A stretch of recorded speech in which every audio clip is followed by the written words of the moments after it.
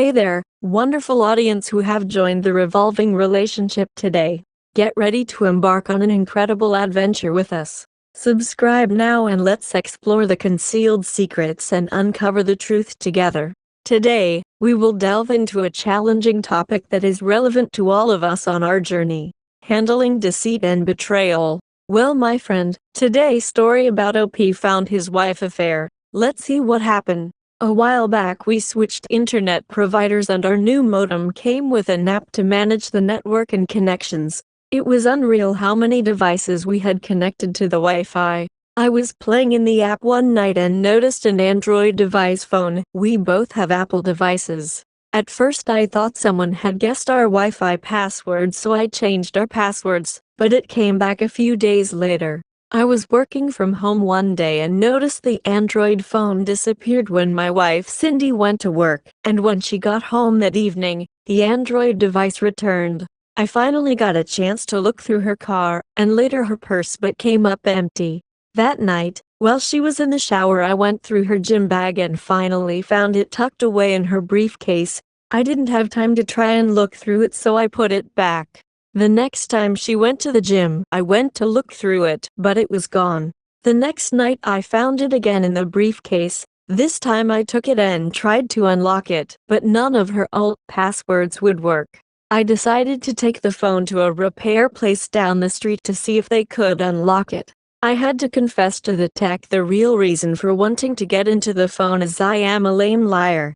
And he felt sorry for me, I guess, and an hour later called me and said he was finished. He backed everything up to a thumb drive that I read when I got back home. I saw all the pictures and texts between her and two different guys over the last 9 months, including graphic discussions about their hookups. 6 years of marriage up in smoke. Thought I was having a heart attack, couldn't breathe, and just sat there at the computer staring at it all. I got better after an hour and guessed it was just a panic attack. When Cindy got home, she was very anxious. She wandered around the house, obviously looking for her phone. I asked if she was okay, and she said she lost some papers from work and needed to find them. I offered to help, but she said she would find them. I got her back in the kitchen and pulled the burner phone out and asked if this was what she was looking for. There was that deer in the headlight look on her face and panic starting to rise.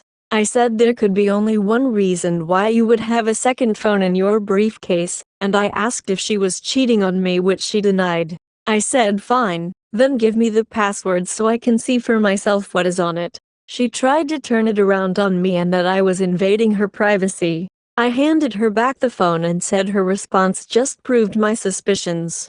I sat down on the sofa and felt a hot flash again and started to cry a little. When she saw the tears, she softened and said it was only once, and she felt guilty about it and cut things off. I opened up the file on my tablet and handed it to her and asked, only once? She kept saying she was sorry, that it wasn't my fault, and that she wanted to stay together. I said I needed some space to think and we needed to separate while I decided how to move forward. She disagreed and said we needed to talk it out.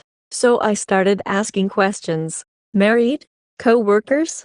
How did they meet? Where did they hook up? What kind of sex did they have? What did she do with them that she hasn't done with me? Were they bigger than me? Did she use protection? She finally said enough. She couldn't do this anymore. She asked how long I had known. I said I found the phone a week ago, but didn't see what was on it till today. I said I was still in shock and needed time to process it all. She agreed to spend the rest of the week at her sister's house, and we could talk more this weekend. She wants to schedule a session with a marriage counselor next week, and I agreed to that. I didn't tell her I would be consulting an attorney tomorrow to get an idea of my options.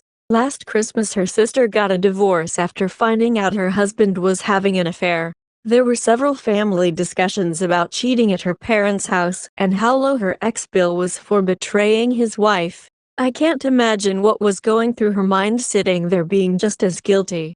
The thought of leaving her kills me, but I don't think I could forgive her or ever trust her again. We had been talking about kids, but I am so glad we were still waiting. Update. First, my to-do list. 1. Attorney. Showed my text collection to my attorney, and he is proceeding with the filings. He gave me a worksheet on things I need to do in the meantime. 2. Doctor. All tests came back negative. 3. First AP's wife. I met with her this afternoon and gave her hard copies and a thumb drive. I showed her the pictures they had traded. She is not going to confront him with it until he is served. 4. Cindy's sister, not the one she is staying with but the one who just divorced her cheating husband. I met with her tonight and showed her my greatest hits, the more damning texts, and let her see what her sister had sent her APs. She was angry and at the same time a little sad. She apologized to me and said she had no idea what her sister had been up to. If she had, she would have told me. I am sure I will hear about her sister when Cindy comes to the house tomorrow to get some of her things. She wants to sit down and talk, probably about how we are going to move forward.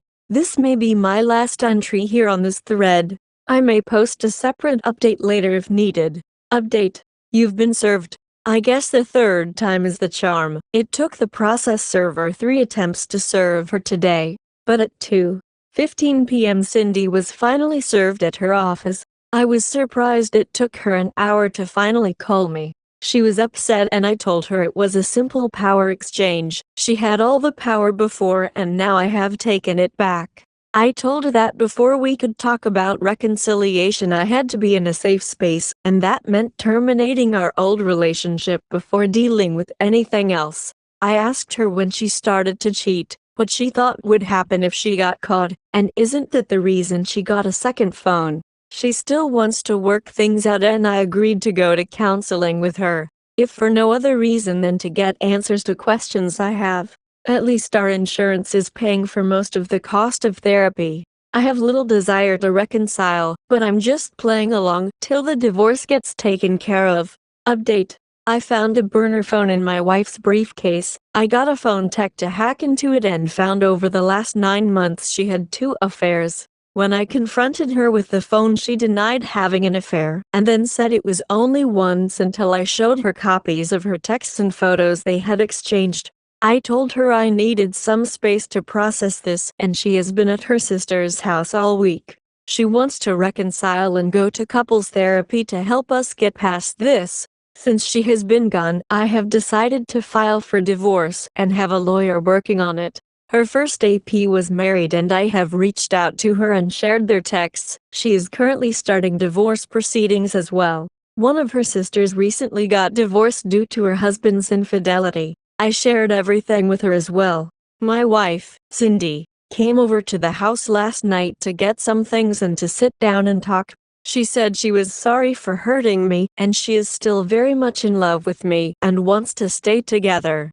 Her affairs were never about the quality or quantity of our sex life, and she asked if I felt like my needs were ever neglected.